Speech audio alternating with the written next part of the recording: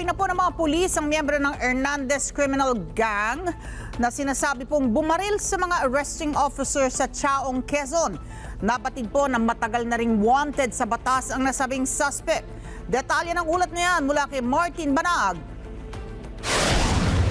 Nakilala na ng Quezon Police Provincial Office ang suspect sa pamaril sa operatiba ng Quezon Provincial Intelligence Unit at iba pang mga kasama nito sa pagsisilbi ng warrant of arrest sa Barangay Bihia, Chaong, Quezon kay alias Rapi na kabilang sa most wanted person regional level na may kasong illegal na droga na napag-alaman rin na miyembro ng Hernandez Criminal Gang na sangkot sa gun for hire activities sa Quezon, Batangas, Region 3. Karoon ng arming counter dyan sa Chao sa pagitan ng ating kapulisan at yung uhulihin dapat nila na subject ng warrant of arrest. Itong suspect na to ay merong kaso sa illegal na droga at napag-alaman din namin na yan ay involved pala sa gun for hire sa katabing lalawigan. Kaya ang mga tao naman natin ay hindi rin nagkumpiyansa na pupunta doon at nagkatotoo nga buti nga dito at masyadong at maakap itong ating mga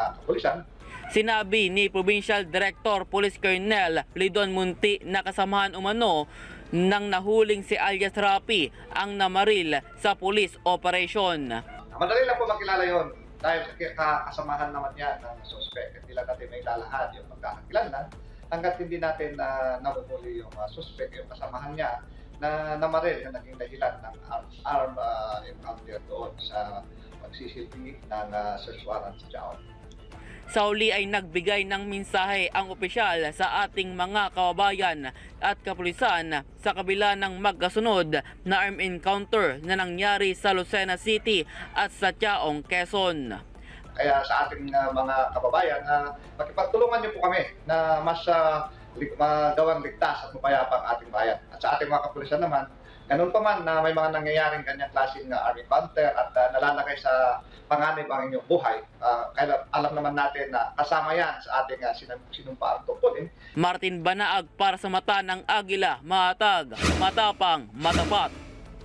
Maraming salamat sa inyo pong pagsubaybay sa Mata ng Agila Primetime. Para malaman ang matatag, matapang at matapat na mga balita, i-follow lamang at mag-subscribe sa AtNet25 TV.